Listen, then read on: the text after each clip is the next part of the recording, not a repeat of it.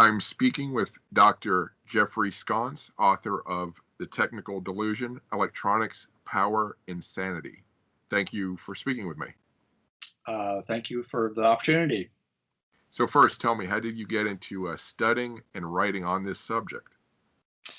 Well, the book started out as a history of the relationship between electronics and psychosis. And in some respects, it was an extension of my other book, which I wrote about 15 years ago, called Haunted Media. Mm-hmm. And Haunted Media sort of looked at why it is that we so persistently associate electronics with the supernatural and the occult and the paranormal. Mm-hmm. And in doing that research, I went back to the 19th century, back to the era of all the old mediums and seances and all that stuff, Mm-hmm. and found that one of the big legal questions of the era was, how could you tell if somebody was actually talking to spirits and ghosts, or if they were just hearing voices and were in some sense, a lunatic, as they would have used the language back then. Mm-hmm. So this book was actually kind of taking that question a bit further by looking at this symptom, which most psychiatrists agree is the most prevalent symptom of paranoid schizophrenia in the 20th century, is to think that the media are talking about you or spreading some kind of energy waves into your body. And so I just was interested in how old that symptom was, and when people began to start reporting that as a symptom of paranoia and psychosis. Mm-hmm. So that was the genesis of it, to go back and try to figure out when that actually began. Okay. So what date ranges does the book cover? It's as old, the symptom, and thus the book, is as old as the Industrial Revolution. So, the first delusions involving technology, where people think that technology is controlling them, goes back to the late 18th, early 19th century. So the book really starts with kind of 18th century Enlightenment notions about electricity and magnetism, back to Ben Franklin and the kite and all that stuff. When there's this kind of new interest among natural philosophy in looking at electricity and magnetism, and how that becomes a really kind of a popular debate very quickly, where there's all kinds of popular interest in the powers of electricity and magnetism.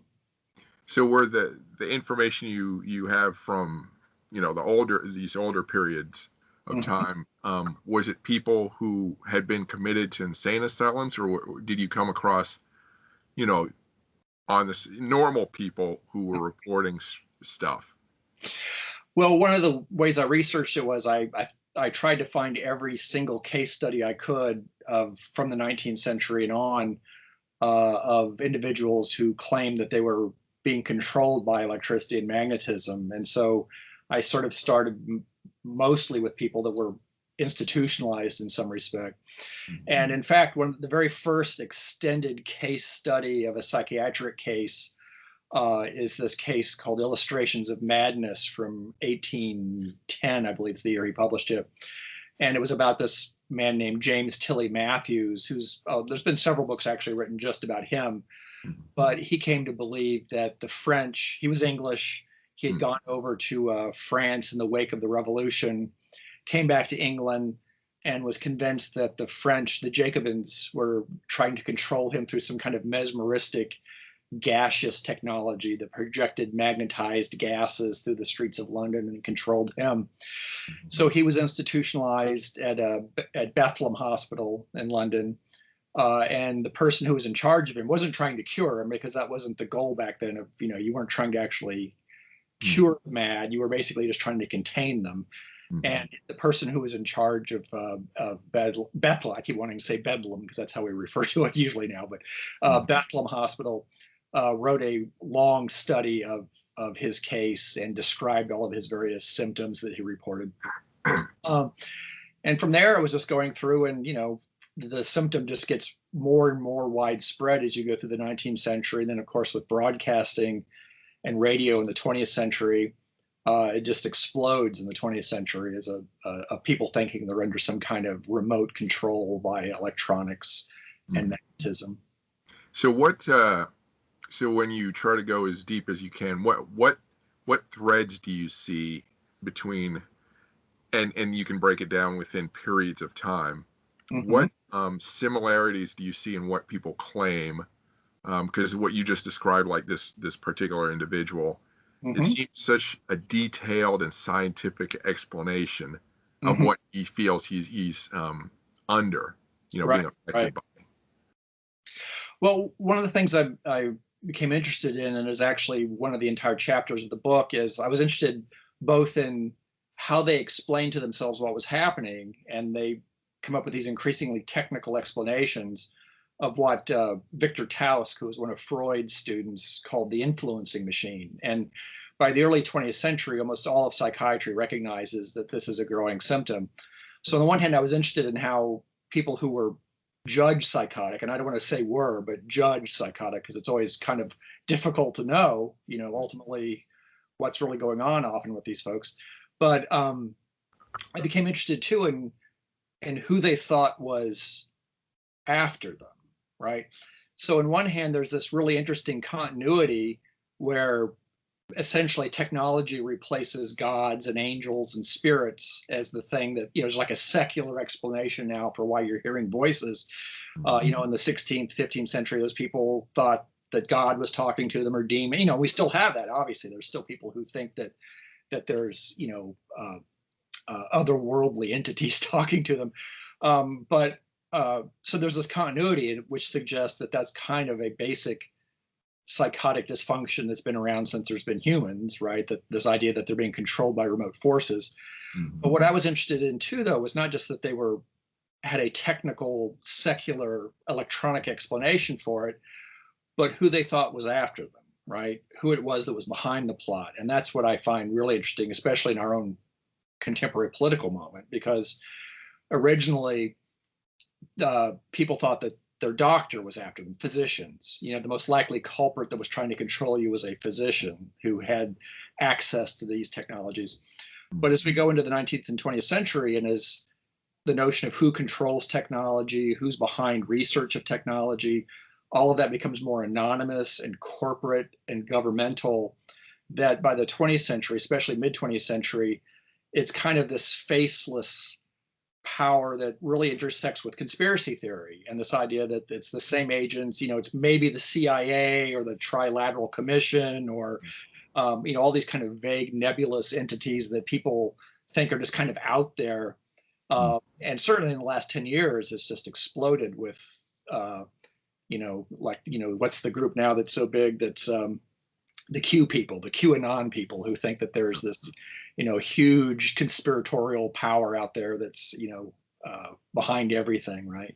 Mm-hmm. So that was one interested too, is not just the technology, but the actual forces and entities of power behind the technology that seem to be the thing that's threatening the paranoid. Mm-hmm. Now, did you see rates of this sort of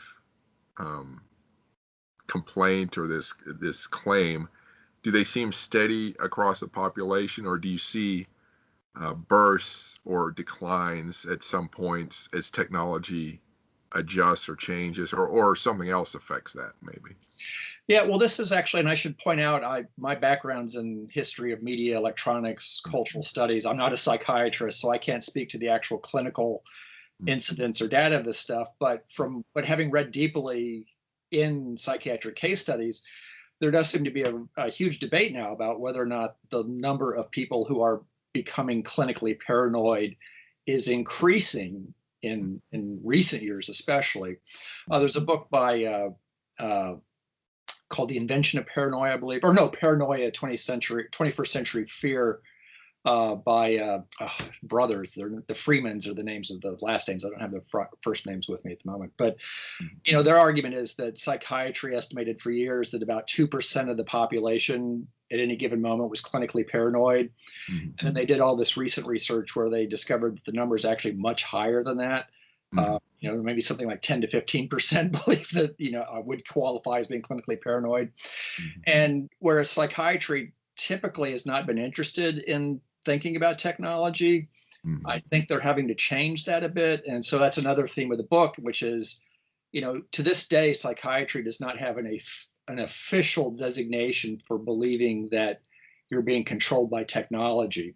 they still maintain these very broad thematic categories of, delusions of control, delusions of influence, and whatever it is that's you think is controlling you, whether it's witches or the weatherman on TV or extraterrestrials.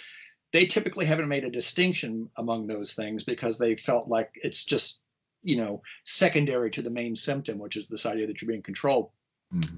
So one of the arguments I'm trying to make in the book, and I hope maybe we'll have an audience with some folks who are interested in psychiatry and psychology, is that the technological aspect of it probably should be taken more seriously, if only because it looks like there is something about contemporary media that's allowing, whether it's through the spread of conspiracy theory and this kind of group paranoia people have, where people talking themselves into these increasingly paranoid ideas, or the way that new media are undermining basic kind of markers of shared truth in public culture, so that nothing's a fact anymore. Nothing, there's, ever since 9/11, I would say too, especially with the truther movement and then Obama and the birther movement, that there's just no set of facts that anybody will ever really invest in anymore entirely. And what does that mean in terms of trying to judge who's psychotic, who's not, in terms of what they believe? And then the general research too that says that a lot of this new media technology, especially social media, is contributing to higher incidences of depression, especially among millennials. I don't know if you've seen the statistics about the amount of teenage girls, especially, who report depression and anxiety related to social media. It's just like doubled in the last 10 to 15 years. So in that respect, I think that technology is contributing, or certainly appearing more prominently within both what we might call neurotic and psychotic disorders. I don't know if technology is necessarily causing that, but it does seem like that relationship is increasingly noticeable and being discussed among psychiatrists themselves. Now, I'll list a few sort of things in entertainment and media which make me wonder, as I list them, the question I have is, how much are they just a consequence of seeing the rise in what we're discussing, or maybe help contribute to it as well? And I'm thinking War of the Worlds, the book, and Orson Welles' radio show, Twilight Zone, the old series, and even the new one, X-Files. I thinking of those kind of paranoia type shows. Yeah. Are they a reflection, a contributor, or what? How does that work? Yeah, well, certainly, take something like the Twilight Zone, and actually I wrote a lot about the Twilight Zone in my other book on haunted media, because at that point, I think television was still so kind of magical and mystical. This idea that you could have images in your home that were from all around the world, that Rod Serling in that show, and then also The Outer Limits, which is the other show from that period. If you think how The Outer Limits opens, it's all about, we've taken control of your TV set and there's nothing you can do about it, and we can do all the stuff to you. There's always been this idea that there's something uncanny about television or electronic media generally, I should say. And so, there's been this long tradition of being suspicious of electronic media, because they do seem to simulate living exchanges with people, so that even though intellectually you might know that you and I are not in the same room, we're just communicating through electrons, through wires and satellites, there's still that uncanny sense of co-presence. And so a lot of these shows, The Outer Limits and Twilight Zone especially, have so many haunted technology episodes. I guess maybe one of the better remembered ones, the one where there's a kid whose grandmother passes away, and she's calling him through this telephone and trying to get the kid to basically, commit suicide so that he can join her in the afterlife, right? So there are all the kinds of stories. But when you get to the X-Files, though, the X-Files was really prescient, I think, and kind of, this kind of conspiratorial view of power and technology, and the idea that the government has access to these secret technologies, which I guess in that show was attributed to, things they had gotten at Roswell, right? They'd stripped these UFOs at Roswell of all this, high-tech alien technology, and were using it in some kind of nefarious plot to control the world. that kind of conspiracy theory has strangely become mainstream now, right? And one group I talk about in the book too are these individuals called, they call themselves targeted individuals. Uh-huh. And targeted individuals are people who seems to very sincerely believe that they are being attacked by microwave technology, that the most likely culprit is the CIA or DARPA, the military, that they're guinea pigs in some kind of DARPA project. Mm-hmm. And they found each other online, and they have conventions. They go meet and talk about what the government's doing to them. Some of them believe that some of them attribute their symptoms of fatigue and irritability and kind of classic symptoms of depression, they attribute to these government microwave experiments. Others actually hear voices, and they call this V2K technology, which stands for voice to skull technology. Okay. And they think that the government's actually putting voices in their heads. They hear voices and they think it's the government doing it. And what I find fascinating about them is that, 20 years ago, they probably would have instantly earned a psychiatric admit and would have, been evaluated and probably diagnosed as paranoid schizophrenic. Mm-hmm. But because they've all found each other online, they've kind of created their own mutual delusion where they all kind of agree on the same reference points about who's doing it, how they're doing it, why they're doing it. And in a weird kind of way, they remain sort of oddly functional because they've actually been able to sort of all invest in this idea that whatever it is, the government, the military, is after them, experimenting with them with these technologies, right? So, yeah. So that leads to a question, which is these individuals through the whole period that you cover, the 200 some years. Mm-hmm. Do you see? So these symptoms can be detrimental to a person's life. Mm-hmm. It can have no effect, as you say, they can just continue functioning, or perhaps it could even have a productive effect on their life in some way. Can you address that at all? Right. Well, I mean, this gets right into the whole thorny issue of, and this is something else the book talks about a little bit, which is the whole history of the politics surrounding psychiatric diagnosis. Mm-hmm. And how do you have criteria for, because if you think about it, if a person, hallucinations and delusions as the classic markers of psychosis are ultimately only knowable to the person who has them, right? The only way anybody else can ever know if that person actually has hallucinations or delusions is by evaluating them through their speech and kind of interpreting them, right? So it's always been this thorny issue of, you can't test for hallucinations and delusions, right? And so for a long time, if you look at the DSM, which is the Diagnostic Statistical Manual, which is like the Bible of psychiatric diagnosis, and how it's changed itself over the years, trying to get a more precise definition. Mm-hmm. And so they used to diagnose delusions based on the idea that they were ideas that aren't commonly shared and are held on to with extreme conviction. And one of the fascinating things about these technical delusions is that criteria has been erased, right? Because a lot of things that psychotics would report say that, that they can hear voices or that they have a brain chip. I have a chapter where I talk about brain chip implantation and people who think they have brain chips. Well, now we do have brain chips, right? Yeah. Those actually exist. So one thing, they had to adjust was, well, now we can't really make it around beliefs that just seem too far out there, because what happens when science catches up to the beliefs? And so now you just can't tell a person brain chips are impossible. That's science fiction. Well, now they exist, right?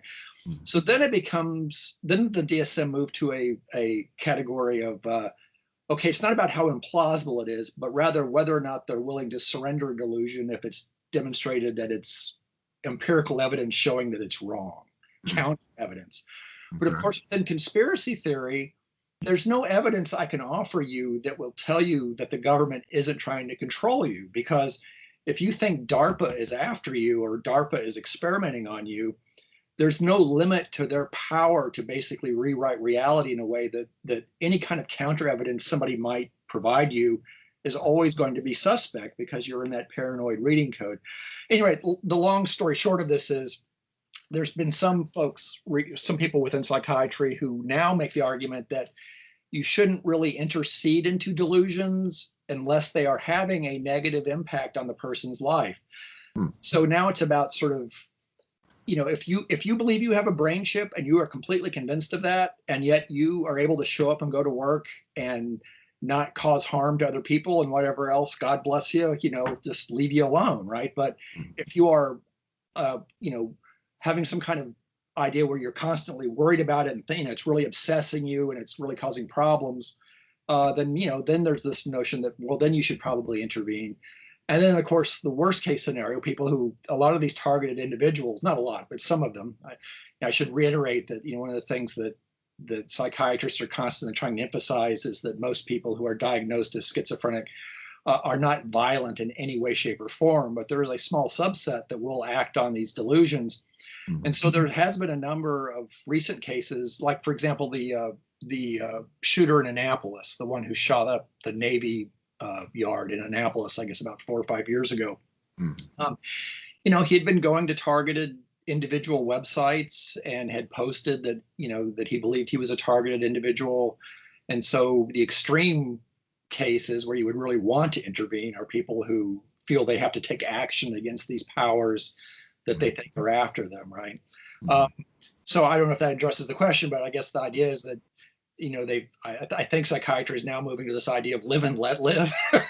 That, just because you believe something that's crazy, they're not going to really intervene, crazy in quotation marks. Right.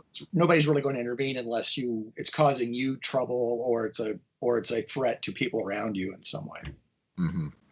So I also wanted to ask about as governments or state institutions get larger and more powerful and can create, larger electronic systems, right? And combined with the fact that, the U.S. government has secretly experimented on people and admitted later, like this Tuskegee, with the biological and even atomic bomb testing with U.S. soldiers before they knew about the effects, and that actually they let the soldiers know. But, there are things that have been done which help feed into these paranoid theories. And again, as the government gets larger and larger and more entrenched and powerful in a sense, how has that increased? I think you've been addressing it, but maybe you can add more to that. Yeah, no, sure. I mean, one of the places that's interesting, one of the chapters is structured to talk about how conspiracy theory, psychotic delusions, and science fiction all used to be relatively distinct categories, but how they've increasingly overlapped with each other, so that science fiction is more and more about conspiracy and psychosis. Psychosis is more and more about conspiracy and science fiction, right? And the program I'm thinking of is MK Ultra, which was the government's, the CIA's long program where they destroyed all the records in '73 when they basically got caught what they were doing, where they were doing, drug experiments, psychiatric experiments. Naomi Klein in Shock Doctrine talks a lot about this doctor in Montreal who thought he was ostensibly seemed like he was trying to cure schizophrenics, but was essentially putting them in drug-induced comas and making them listen to repetitive taped messages, in a way trying to reboot their ego, like to basically erase their sense of identity to reconstruct it, right? And they've never actually definitively linked him to the MK Ultra program, but a lot of people think that there was probably MK Ultra money involved in there. So one of the things that people who study conspiracy theory will talk about is that the reason conspiracy theory is so appealing is because power, the government, technology, all this stuff has become so huge and so Byzantine and is constantly expanding that it gives people a very easy way of thinking about how power operates, when the real truth is that no one's really in control of anything anymore, right? I mean, if I can look to DARPA, or I can look to the Trilateral Commission or the Bilderbergs or people and say, those are the people that are secretly doing all of this, it still gives you that old-fashioned conventional notion of there's somebody out there that I could fight against and resist. Whereas the more troubling kind of postmodern aspect of it is that these technologies are so ubiquitous and doing, that's why the AI debate is so huge, that they're already kind of just working on their own and nobody's really in control of any of this stuff. And there is no center, there is no nodal point where you could actually sort of attack the powers that be. They're just everywhere. And the psychotics seem to be pretty much ahead of us in terms of thinking that through at some level, right? So, Yeah. um, And we're bombarded with lately the new, your jobs will be replaced by robots, AI will be taking over everything. right. It's, if the media is feeding everyone this, then it's surprising that not everyone is paranoid at this point. Right. And then you've had some of there was that cyber theorist Jared Lanier. I don't know if you know him. He early on he wrote. He was one. I think he's the inventor of HTML. Again, I don't have my notes with me, but he's kind of a big authority in terms of like the new digital platforms and economy. And early on, he was one of these kind of cyber enthusiasts about, oh, this is great. It's going to revolutionize the world. We'll all have equal access to information and education. This kind of utopian vision that's been around electronics ever since the telegraph, quite frankly, that, every new technology is going to bring peace and understanding and all that. But about 10 years later, his most recent book is about, I've really rethought this. And that actually what these technologies are doing in terms of this hyper quantification of everything, this kind of trying to understand people and the world through big data, that he's really kind of become much more of a pessimist about how this technology is actually basically hurting us into these kind of new forms of servitude. Mm-hmm. Where we're essentially, just exist to have data sucked out of us in the interest of global capital, essentially. So I was really struck by the fact that, one of these early architects for this stuff has really become kind of paranoid himself about this, and thought, I don't know that this is going in the best direction, this technology, right? So. Well, it makes me wonder, as you fear technology and these effects that it's going to take over your mind and your society, is that just being a scared Luddite, or is it, or are things getting better, but people just have to learn how to manage and understand it better? Yeah, I would say it's a little bit of both, right? I mean, another group I talk about just a little bit in the book are the extropians. I don't know if you know the extropians, but this is a group of people who are convinced that, I guess the most famous one is Ray Kurzweil at Google, who talks about the singularity. Yeah. And this notion that they keep changing the year, but they think like 2030, 2040, whatever, we'll hit the singularity. Mm-hmm. And we'll truly all become kind of these hybrids where technology is thinking and doing more for us than we're doing for ourselves. And there'll be this kind of notion of a place where we become cyborgs to the point where there's no return, which I think is already happening with the cell phone, right? I mean, one of the things I try to talk about in the book is how the cell phone is essentially a brain chip that's too big to be implanted yet, because it's basically doing all these functions that we want to be able to just do mentally and not have to use our hands. Yeah. And eventually we probably will do that through some kind of subcutaneous implant, and that will be how that works, right? But the extropians, their ultimate goal is this idea that we'll eventually download our consciousness into digital avatars of the brain, and we'll be immortal by living, our egos will be immortal by living as pure energy within these electronic digitized avatars. And there's serious work going on at this. I mean, the Harvard lab, there's a lab at Harvard that, is doing quite a lot of work in how we can digitally map the brain and find some way to it's like Frankenstein, right? They really think they're going to transfer the brain. And so there are these people who have this utopian idea about it, like we're all going to basically live forever as electronic, consciousness. But I think what those people miss is that they have this very benign view of technology. They always think that technology just is what it is, and it can be put to good or bad uses, and they eventually it will be put to this utopian use. But I don't really consider the fact that technology always takes a certain form in relation to power. Yeah. And the technology that we have now, if you look at social media, the internet, all of these things that were supposedly created, whoever invented the internet, be it Al Gore or the government or whoever, what was essentially a collective social medium that's been completely taken over by corporate interest and global capital. And it's not benign. There's an actual agenda behind the structure of that media, how it gets to our homes, how we use it, all of that stuff, which I think they don't really want to contend with. They just sort of think that technology is this magical apolitical thing that will eventually have this utopian impulse, but we can be just as easily subjugated by it as we can be released by it, right? And I guess that's always a struggle. It's a huge political struggle that's been going on for 100 years now, quite frankly.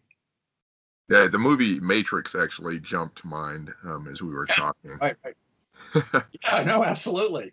And I forget which pills which, red pilling and blue pilling. Blue pilling is the taking up the fantasy, right? Red pill means you live in reality. Blue pill means you live in the fantasy. But I think they're perfectly happy to be blue pilled, right? You know, if you're just living in a computer somewhere and you think you're climbing Mount Everest or whatever, that would be great, right? So, but yeah, that debate's been going on since, you know, especially since the advent of mass broadcasting, where this idea of what this technology is going to do and who's going to control it, you know, this has been a debate that's been around for 100 years at least. So, yeah, I love science fiction, but now I begin to worry that, you know, science fiction, does it help us? Does it warn us of the future, or is it just creating more paranoia about where we're headed?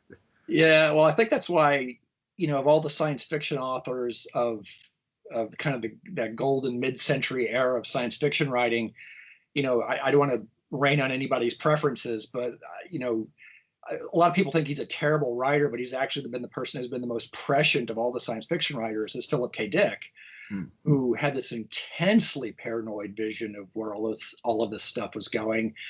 And so, whereas Bradbury and Heinlein and all these other kind of classic writers of that era often now seem kind of dated in a way, Philip K. Dick seems very prescient. You know, he's most known for Blade Runner, obviously. But so many of his novels were kind of predicting this world where we would create information technologies that would basically, you know, do us in at some level, right? And of course, Philip K. Dick himself, and this is another chapter in the book, Philip K. Dick himself appears to have had some, they don't know if it was like an actual psychotic break, but he had some kind of strange crisis in the early 70s where he thought he was living in two time registers at the same time. You know, he thought he was Philip K. Dick living in 1974 California, but he also thought he was a Christian living in Christian times named Thomas. And so his later novels, VALIS, Vast Active Living Intelligence System is what it stands for. He became convinced that there was some kind of extraterrestrial intelligence that was beaming the earth with some kind of, you know, energy ray or something that would, you know, potentially lead to beatific religious kind of epiphanies. So Philip K. Dick himself is like an interesting character because he was sort of straddling that line between psychosis, science fiction, and conspiracy himself, right? So, how much do you think these electronic delusions, how much are they also combined either with religion or drug use, or, you know, drugs being involved in what's going on, or even, I guess maybe now you can include genetic engineering, you know, the biological, you know, how is electronic delusion its own thing, or does it always or sometimes get mixed up with these other things? Yeah, it's a good question. I mean, yeah, I guess you could say some of the, you know, there is all that work that's been done about how the 60s counterculture, the kind of LSD acid culture in California slowly morphed into the San Francisco Silicon Valley cyber culture, right? And I guess maybe the most emblematic figure there is Timothy Leary, who went from being the acid king to, you know, being really interested in cyber technologies. I will say some of the, this doesn't exactly address what you asked, but some of the people who are targeted individuals will make the argument that they've been drugged at some point in order to have an implant put in them, right? And so it's not that they think that their hallucinations and delusions are being caused by being secretly drugged, but they believe at some point where they've had some kind of blackout of consciousness. A lot of them actually accuse their dentists of putting the implant in because they were, you know, knocked out for some wisdom tooth procedure or something, and think that's when they got the implant. But in terms of the attributing their symptoms, it's purely about microwaves, electronics, you know, actual ways of sending messages directly into the brain through through these various kind of microwave technologies. Mm-hmm. The interesting period there would maybe be to see in the 60s if people thought that, I guess, and because MK Ultra was using drugs and acid, there's notorious stories of them giving people LSD without their knowledge to study the effects of LSD on people. You might have seen more ideation around that back then, but and I don't know about genetics. I'm certainly, a lot of the conspiracy theory today is obsessed with the idea that there's some kind of genetic program that the one world government is trying to work towards. But I don't know how many people that are diagnosed as psychotic necessarily believe that. So we haven't yet talked about how do you break down the book? How do you lay out the chapters? Well, I can just give you a quick overview. The first chapter is just on the durability of the symptom, how it's become so prominent, and also kind of looks at the history of psychiatry and discusses why it is that psychiatry has basically not wanted to talk about what I call the technicalities of the technical delusion, the fact that they didn't want to think of technology as a special type of delusional presentation. And then the second chapter is really specifically on the brain chip and all the complications that brain chips offer to psychiatric diagnosis. One of the things that I work with in that chapter is there's a comic book that was printed in the early 2000s. And the idea is it's a comic book that a doctor is supposed to give to somebody if they think that person is on the threshold of a psychotic break, meaning, there's this period called the prodromal period, where the person hasn't actually started to have manifest delusion and hallucination yet, but they're clearly in some kind of distress and probably need intervention. And so there's a comic book called The Secret of the Brain Chip that basically explains that if you think you have a brain chip, you don't. You probably are on the very beginnings of this psychotic episode, and you should seek help, because the longer you go without seeking help, the more entrenched the delusion will become and the more difficult it will be to recover. So I use the brain chip as a way of saying, like, what's changed since the 50s to 2000 to now, that how do you talk a person out of that delusion? It's very difficult now, like I said earlier, especially now that those exist. So that's on that community, and talks a little bit about why it is that, if I tell you that I think the CIA has put a brain chip in my brain and that they're listening to my thoughts, you'll probably think I'm crazy. But if I say that angels follow me everywhere and angels tell me what to do and angels protect me from things, that's completely normalized, and we don't really regard those people as psychotic. So a lot of it's about the politics of culture and what we'll think of as being psychotic behavior and what's not. Then I go back historically and I look at the histories of electricity and magnetism to sort of talk about why it is that those two forces are so prominent and how they kind of moved into the technologies as we get into the 19th century. And mainly there, it's an interest in the difference between conductive technologies and inductive technologies. So the kinds of two ideation of people thinking that something's actually in the nervous system that can be controlled rationally and is conducting energy and messages through them, versus inductive energy, which is like kind of the energy of the occult and radioactivity and something that's just out there as a vibe that's controlling them in some way. Then there's the chapter I said earlier, which is about who it is that's imagined to be behind this control. So it charts it from the early 19th century, where it was about physicians, up through the eras of radio and into the internet, and how power becomes increasingly faceless and anonymous, and the people that you think are after you become more and more abstract in some respect, right? And then boy, I just threw myself. What's my final chapter on? The final chapter is, I'm going to look. Because I'm confusing my book, because I thought the final chapter was a thing on technical delusions, but now I realize, oh no, it's on targeted individuals. I'm sorry. So the last chapter is actually looking specifically at targeted individuals as the most contemporary example of this. And then there's a postscript actually talking about James Holmes, the Aurora, the shooter who shot at the theater in Aurora shot like almost 30 people, I believe, Mm. at that screening of Batman, The Dark Knight Rises or whatever, who went into the theater, Okay. and how he's kind of been adopted as like the new Oswald by this community, Hmm. because they think he was a patsy that was actually being controlled by the government, and all these efforts to kind of sort of explain the unexplainable through this idea that he too was being targeted in some way. Hmm.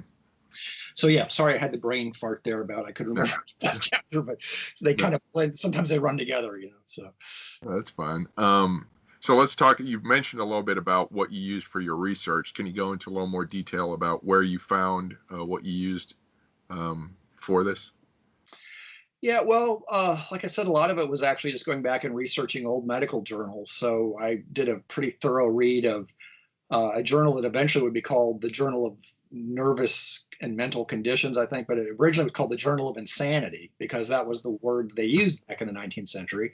Mm-hmm. And so some of that was, just doing the usual kinds of searches you do through search engines. But I also went back, and since so much of that stuff eludes us, a lot of it involved going to the New York Public Library, and there's a really excellent medical library in New York too, where I just read through case studies, very quickly, trying to get a sense of what kind of symptoms were being presented, and then reading to sort of see the similarities and differences as we go through the different eras. So I would say almost all of it was about reading, was kind of reading old psychiatric literature, and especially these kind of not the major works, but these kind of long forgotten journals where psychiatrists are actually talking about their individual case studies. There's a lot of Freud in it. I'm really sort of interested in Freud's relationship to all of this stuff as he was writing. So it's a combination of a lot of primary materials in terms of looking at old psychiatric writing as primary material, but also some of the contemporary work as people are trying to think about, what does it mean to be paranoid now and so on. Read a lot of conspiracy stuff, read a lot of books off Amazon, self-published books by people who are, talking about chemtrails and especially targeted individuals. A lot of them have written their own books. Yeah. And kind of the miracle of new media and self-publishing is that, if you've got I don't know how much it costs to self-publish a book on Amazon, but, if you can coherently enough get 100 or 150 pages together explaining your theories of something, you can get it out there, right? So I've probably read 15 or 20 of those books where people are describing the progress of how they came to realize they were being targeted, and looking at similarities there as well. Do you feel like you developed a sense for people who actually do seem to be under these delusions versus people who are just kind of writing it to play up the conspiracy thing, and you can maybe tell aren't really delusional? Right. That's a great point, because I think a lot of conspiracy theory has always been about this kind of playful fantasy of wanting it to be real. So I think I think there's that same thing with targeted individuals. I think a lot of them, if you read their accounts, it seems that they are genuinely suffering, and a lot of them do seem like they are undergoing some genuine psychiatric crisis of some kind. But there are also some that do seem like they just like the idea that there's some kind of worldwide conspiracy, and they want to play with that idea. And so that, just as when I said originally, the line between people who thought that they were talking to the dead back in the 19th century versus those who were hearing voices was hard to distinguish. Now that line between conspiracy theory and targeted individuals and psychosis is really hard to distinguish, because I think there is this kind of popular fascination with conspiracy theory where it's kind of fun to imagine there's a secret behind everything, versus those who are really relying on that as a way of kind of keeping their sense of self intact by imagining that everything that's happening to them is because of this conspiratorial power.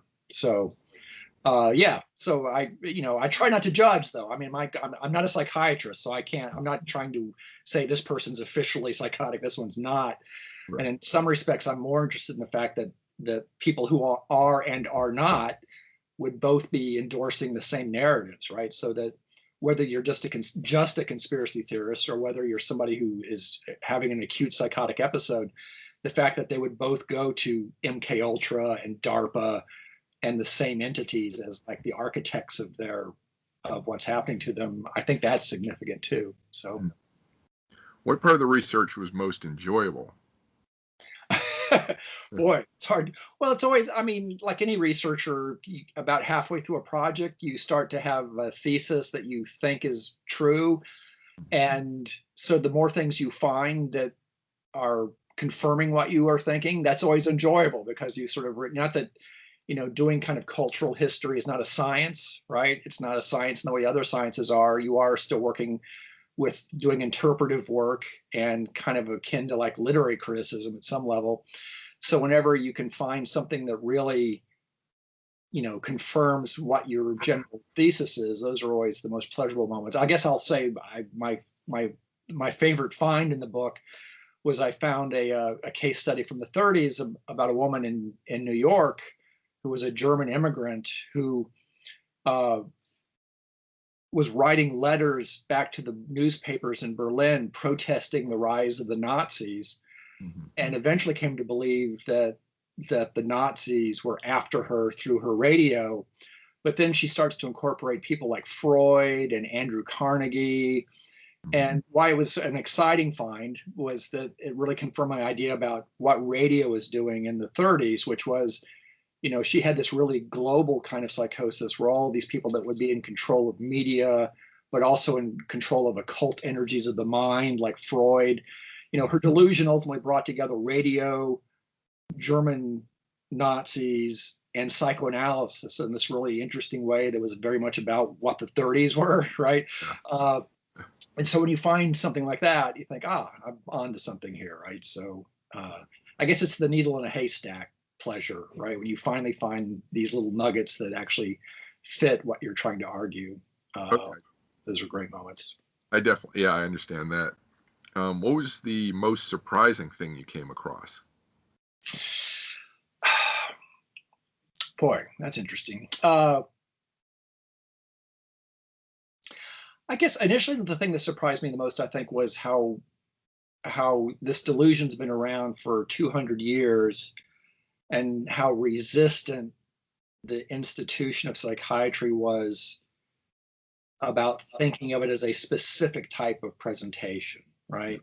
So I was kind of, to me, it seems it would matter whether or not a person thought the devil was after them or the CIA was after them, if only because it seems that belief, even if both are delusional and psychotic, they're bound up in different types of systems of meaning and cultural beliefs. And, and then I guess what surprised me was to see how robust that debate has been through psychiatry, through its history, of whether or not you should account for cultural difference, historical difference.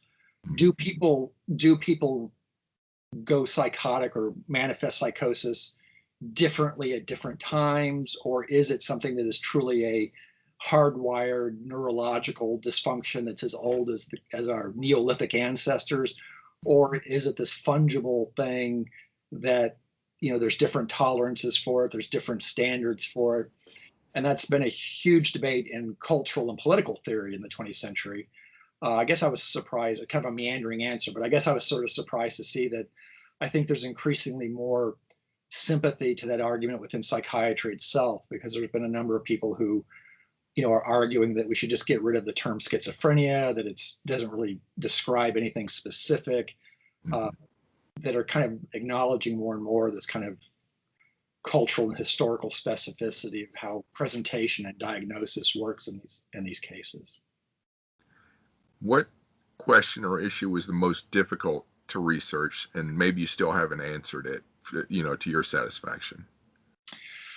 Well, I don't mean to be redundant about it, but I guess, in some respects, I don't think they'll ever solve that debate, because this debate between kind of the nature-nurture debate, which has always been going on about, are these completely about neurological dysfunctions that create these things, or can culture, in a sense, make us go crazy? Can culture drive more and more people to psychotic behavior?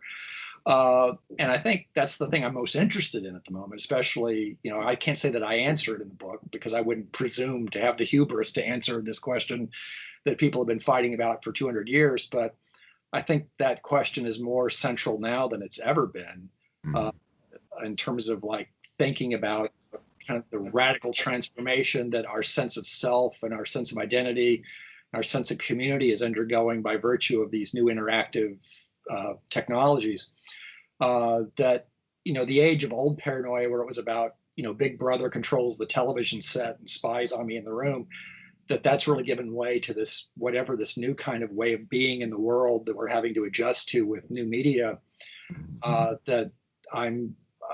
That's the thing I'm most interested in now, I think, is sort of thinking about what are these technologies really portending for the future of just our happiness, much less just whether or not they have a real accelerant kind of factor in terms of various kinds of neuroses and psychoses, just in terms of how they affect our sense of self more broadly.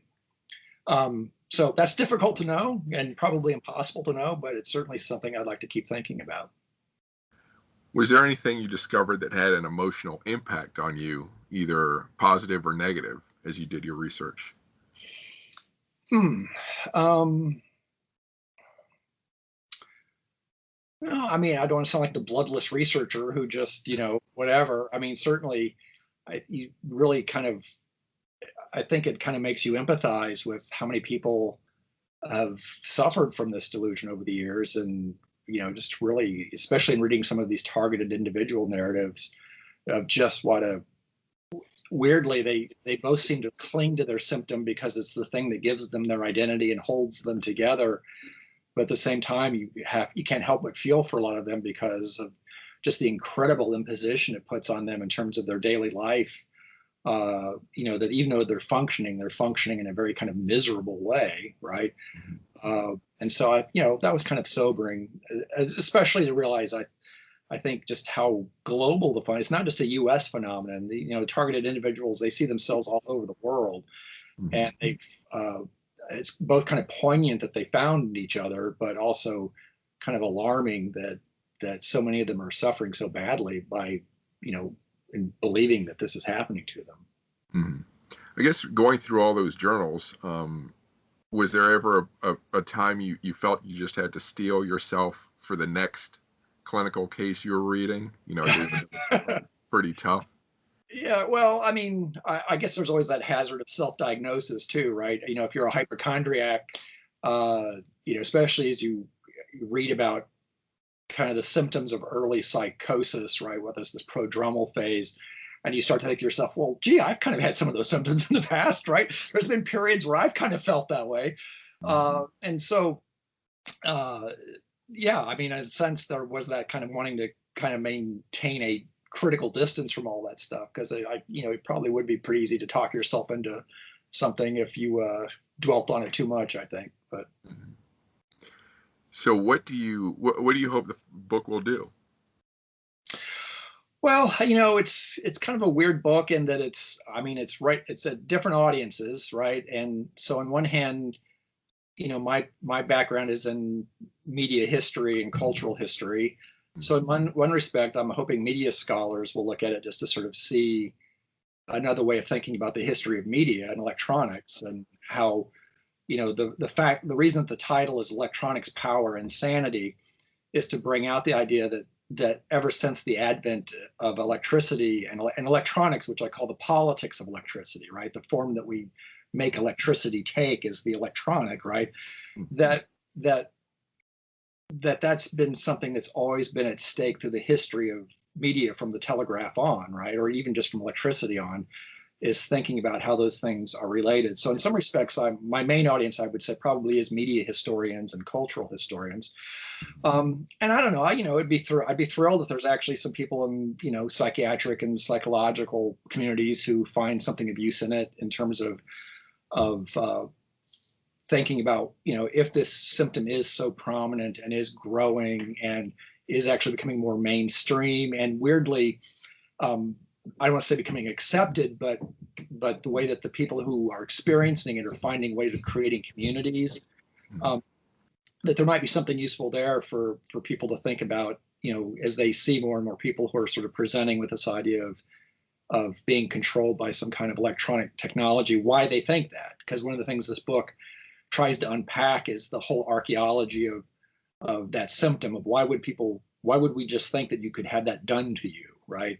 And so both on the side of the agents of power behind it, but also on the side of the technology of trying to bring out how that symptom has cohered and changed over the centuries, that might be useful to people to kind of understand why people would think that, or why a delusion would take that course rather than, say, angels or the devil or whatever else, right? Mm-hmm. That term, the politics of electricity, is interesting because that brought to mind a previous question about, I think of the giant, those giant structures that carry the huge electric cables, Yes. electricity cables, which, some people feel like they're emanating waves that are changing brains, and then giant satellite dishes, that imagery scares people, and just all the massively sized machines that we create. Well, there's an amazing film that really gets at this in a beautiful way, a film by Todd Haynes called Safe, mm-hmm. with Julianne Moore, made, I think, in the mid-90s. And it's kind of, her whole thing is she thinks she's suffering from environmental poisoning, mm-hmm. That things like, hairspray and things are bothering her. And the whole movie, it's brilliant because the movie, we never get a definitive explanation of whether or not she's really being allergic to this environment, or she just hates being a housewife in Santa Clarita and she's finding some way to get out of it. And it's really brilliant film. But what made me think about that is that, no, there's a huge overlap with the electromagnetic poisoning community, these people who think that power lines do poison people. And let's face it, we might think that we're more rational and we would never believe stuff like that. Nobody wants to buy a house that's underneath power lines, right? Yeah. Because there's an assumption that they might not be putting voices in your head, but there's something bad about living next to huge amounts of electromagnetic current running through the air, right?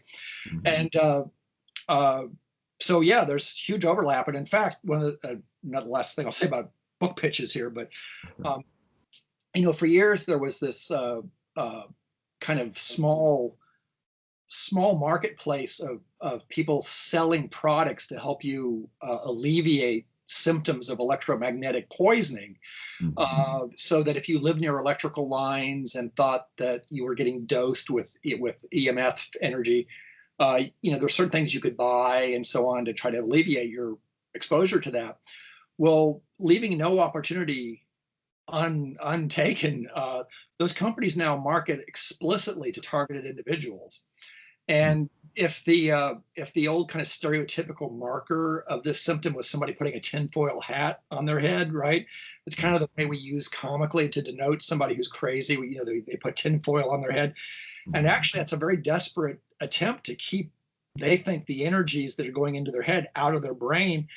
Now there's companies that actually sell products that do that. So these companies sell things like lead-lined baseball caps, lead-lined T-shirts and camisoles and underwear. And it's actually a new market for them, is basically selling these things that they used to sell to people who were worried about power lines. They now sell to people who, think the CIA is getting in their brain, right? So I found that very fascinating, that, there's, capitalism, there's no market that you can't eventually exploit, right? So even if there's people who are manifestly psychotic, you could still sell products to them to help them think they're going to protect themselves, right? So it'd be tough going through a TSA checkpoint wearing one of those things. Yeah, I think you'd have to take all that stuff off, right? Exactly. Did you have any difficulties getting the book finished or published? No, I'm publishing. My first book was with Duke University Press, and they've been encouraging me to get this done, and it took a long time because it kept changing iterations, and it seemed like I was almost done a number of times, but then something else would happen. I'd think, I've got to address this, and but so the only thing that prevented the only delay in getting it done was the fact that it's hard to write about it's easy to write about distant history, but when you try to bring it to the contemporary moment, it gets more and more difficult because things keep happening that are even recently, this hysteria about the embassy workers in Cuba and in China who thought that they had been dosed by electromagnetic by microwave energy, and this kind of idea that there was some kind of diplomatic crisis around those governments perhaps using energy weapons on our embassy people, our embassy personnel. That, well, I have to talk about that, you know. So it just keeps spreading new examples to get it done. But yeah, but once you finally just decided to put the foot down and say, okay, well, anything that happens after this has got to be for somebody else because I'm done. Right? And I hit that point about a year ago, I think. So. Okay. What's your next or your current writing project? The next one is, is another kind of extension from this, I would say. But I've become interested in, if this book was about individual delusions and psychosis, the new one I'm looking at something called a paracosm. And a paracosm is another psychiatric term that doesn't have official status. In other words, it's not something that you will see in the DSM or any psychiatric textbooks, but it's kind of a term that some people use. And what a paracosm is refers to these fantasy worlds that are often created by, sometimes by an individual, but often by a group of people. And it's most common in young adolescents. I don't know if you've ever seen the film Heavenly Creatures. It's a Peter Jackson film, but it's based on a famous court case in New Zealand in the 50s where these two girls they're both, I think, 13, 14, which is the classic age for this. And they both became really invested in creating this fantasy world that they had created together, that they co-authored. And so I'm interested in that in terms of narrative and fantasy and this kind of borderline, I don't want to call it psychotic behavior, but it's this idea of like, children, when they start, young children have imaginary companions, and that helps them learn how to socialize with people. And then adolescents often have these paracosms, these worlds where they draw maps and create little fantasy universes where they kind of control the world that they create. And how some of those people go on to become authors, right? And become famous writers, and others kind of have neurotic issues around that. And so I'm mainly, it's a complicated thing. Obviously, I haven't thought it all the way through yet, but these kind of fantasy worlds that are multi-authored and taken as real, very intensely real and meaningful to people, usually for about 4 years, and then they give them up. But not always, right? Because I'm interested in it also from the perspective of like two people who maybe create their own fantasy kingdom, but also people like Star Trek fans who have created the whole world of the Federation and the Enterprise for 50 years now, and how meaningful and real that world is to people, not in a delusional sense, but in a fantasy play sense, trying to account for the intensity of that fantasy and that investment. Yeah. I mean, it crosses over into just being a very elaborate sort of social club, with people with their own secret little, outfits and terminology and body language and Absolutely. whatnot. And, and having been I was a huge Trekkie as a kid myself, and just how meaningful that world is, the kind of just longing and yearning that people have for it to be real. Mm-hmm. And even though you rationally know that it's all shot on a soundstage at Paramount, and and you go back and you look at the early episodes and they look like the most dated 60s TV, but that wanting that fantasy of wanting that whole universe to really be a real thing, I'm trying to think about how that's something that starts in adolescence, Lord of the Rings, Middle Earth, these kind of things that are very much targeted at that sensibility. And how they become more and more corporatized and monetized, and how Paramount now, Star Trek will outlive us all, right? It's a story that will be around long after we're gone, and there'll still be people that are really investing in that world. I find really interesting. Yeah. Where can people find the book online, and do you have a way for people to follow your thoughts and whatnot? The book's at Amazon, like everything. It's also available at Duke University Press at their website. I had a blog. I'm thinking of bringing it back. I had a blog that was kind of actually widely read for a few years that I had to kind of give up to finish the book. But it's called Ludic Despair. It's at ludicdespair.net, I guess, whatever the blogger site is, or just Ludic Despair. We'll find it. And it's kind of a pop culture blog, I would say. But there hasn't been anything new on there for a while. But if people are interested in just going back and looking at old stuff, there's still plenty of content there. How do you spell that?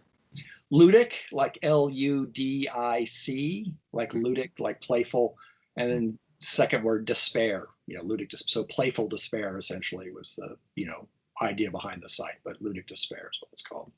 Okay. So so thanks for speaking with me. Thank you. Thank you for listening. Don't forget to visit chrisalvarez.com or theartofsciencefiction.com for more great interviews, photos, and articles. Your visits help support this podcast. Please remember that my first name, Chris, does not have an H in it. One of the best ways to provide feedback for this podcast is to rate me on iTunes. Please give me a good rating if you liked it, or feel free to give me a bad rating if you didn't. I'll use that feedback to make this a better podcast. You can also follow me on Instagram under Chris Alvarez Sci-Fi, on Facebook under Chris Alvarez WLC, on YouTube under Chris Alvarez WLC, and on Twitter under Chris Alvarez WLC. Thanks for listening and keep imagining the future.